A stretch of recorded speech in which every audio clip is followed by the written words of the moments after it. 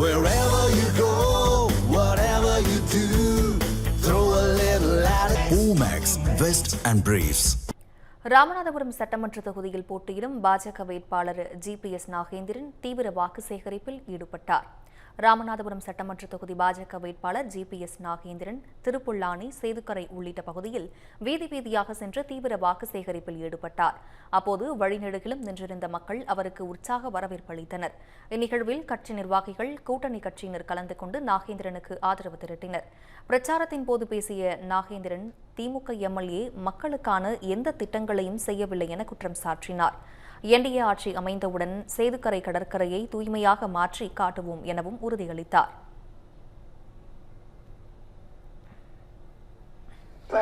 இந்த ஆன்மீக பூமியை இந்த சீட்டை கேட்டு பிஜேபி வாங்கியிருக்காங்க ஐயா எடப்பாடி. ஏன் அப்படின்னா இந்த ஆன்மீக பூமியை அண்ணன் சொன்ன மாதிரி காசி மாதிரி டெவலப் பண்ணணும்.